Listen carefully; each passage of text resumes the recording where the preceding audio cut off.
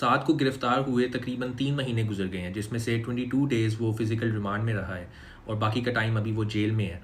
और इस पूरे केस ने साद के ऊपर, मेरी फैमिली के ऊपर, ख़ास तौर पे घर की ख़वातीन के ऊपर एक गहरा असर छोड़ा है। इस सब के दौरान बहुत से लोगों का बहुत कुछ कहना था, बहुत से रिपोर्टर्स का, बहुत से पेजेस का, चाहे वो सच हो या झूठ हो, उनके मुख्तलिफ ओपिनियंस थे, मुख्तलिफ उनके तबसरे थे। लेकिन आज की जो मेरी बात है वो एक एंटायरली डिफरेंट चीज़ के बारे में है। एट वन पॉइंट आप सबका ये कंसर्न था, ये सवाल था कि ये केस ज़रूरत से ज़्यादा ही ड्रैग ऑन हो गया। आज जिस पॉइंट पर हम स्टैंड करते हैं, जो एक्शन हमने NCCIA ऑफिसर्स के खिलाफ लिया है, वो एक्शन सिर्फ हमारे अपने मुफाद के लिए नहीं है। ये एक्शन उन तमाम लोगों के लिए है जो ब्लैकमेलिंग के विक्टिम बन चुके हैं। हम जब साथ से मुलाकात करने के लिए जाते हैं तो हम टेलीफोन के जरिए बात करते हैं, बीच में शीशा होता है और हम आमने सामने बात करते हैं, एक फिक्स टाइम हमें मुकर्रर होता है और आसपास दूसरे लोग भी आए होते हैं अपने फैमिली मेंबर से मिलने। और हाँ, हमारी बातचीत होती है कि अच्छा आप किस मामले में अंदर हो, ये क्या आपका मामला है, सब कुछ। और उनकी अपनी फैमिली मेंबर्स से यही डिस्कशन होती है कि बाबा इतने पैसे हम कहाँ से अरेंज करें, बाबा अब क्या बनेगा, हमें तो ये सब कुछ बेचना पड़ जाएगा। उधर मौजूद ऑलमोस्ट हर पार्टी की यही स्टोरी है कि हमें ब्लैकमेल किया जा रहा है, हमसे पैसे निकलवाई जा रहे हैं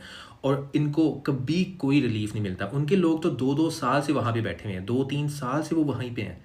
हमें तो फिर 3 महीने हुए हैं, लेकिन उनके 2-2 साल से वहाँ हैं, उनको कोई रिलीफ नहीं मिला, किसी तरह का उनको बेनिफिट नहीं हुआ। और जब हम मुलाकात से बाहर निकलते हैं तो मैं, मामा, अरूब, हम आपस में ये बात कर रहे होते हैं कि हम इतने लकी हैं कि हम एटलीस्ट लीगल फ़ी हम अफोर्ड कर सकते हैं, हम ये आना जाना, ट्रांसपोर्टेशन, सब कुछ अफोर्ड कर सकते हैं। इस सब के बावजूद, इस सब स्ट्रेस के बावजूद वी कैन अफोर्ड थिंग्स। लेकिन ज़्यादातर केसेस में लोग नहीं अफोर्ड कर सकते कि वो लॉयर्स की फ़ी दें या आना जाना, वो हार मान जाते हैं और वो अपना सब कुछ देने को तैयार हो जाते हैं। NCCI ये जो इदारा है, ये एज एन इंस्टीट्यूशन करप्ट नहीं है। आप किसी इदारे का नाम लो, आपको हर इदारे में अच्छे बुरे लोग मिलेंगे, लेकिन हम अनलकीली बहुत बुरे लोगों के शिकंजे में आए हैं और डे वन से हमारी फैमिली को भी ऐसे ब्लैकमेल किया जाता था। इन लोगों की ये टैक्टिक बन चुकी थी कि जब इन्होंने बंदा उठाने जाने तो अपने साथ 2-3 और लोग लेकर जाते थे और जब बंदा उठाते थे तो कहते थे कि ये फलाना बंदा ISI का है, ये फलाना बंदा MI का है, चलो अब डील करो हमारे साथ। इस तरह इन पर प्रेशर डाल के सब कुछ निकलवाया जाता है और इनका अपना कोई मूड नहीं होता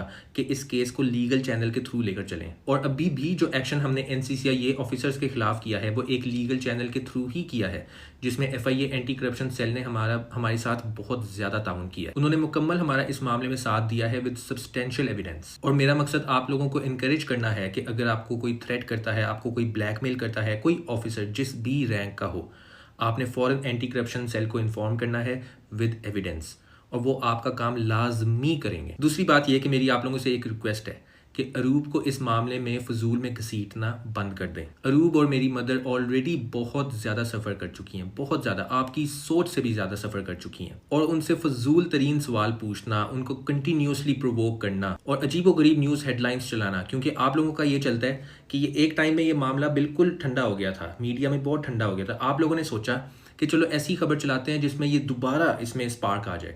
आप लोगों ने किया कि साद को 7 साल की सज़ा होने लगी है और पता नहीं 10-15 मिलियन का जुर्माना होने लगा है। साद से जब हम नेक्स्ट मिलने गए तो वो रो रहा था और पता ये चला मुसलसल पिछले 2 दिन से वो रो रहा है, क्योंकि इस बात पे कि क्या खबर चल रही है कि मुझे 7 साल की सज़ा होने लगी है। इतना बड़ा तो ये केस है ही नहीं। इसलिए मैं दोबारा कहता चलूँ कि हम बेशक जो मर्जी स्टेप लें, मेरे घर की ख़वातीन से एक सवाल नहीं पूछा जाएगा और उनको बिल्कुल भी प्रोवोक नहीं किया जाएगा। आज की जो पोजीशन है हमारी FIA एंटी करप्शन सेल की वजह से हमारा सिस्टम में जो बिलीफ है वो दोबारा बहाल हुआ है। Put your trust in the system, in the legal channels, in Pakistan intelligence, in law enforcement communities and in the judicial system. बाकी मेरी सिंसियर दुआ है कि हमारे इस स्टेप की वजह से आप बाकी लोगों के लिए भी एक अच्छा रास्ता खुलेगा। Thank you.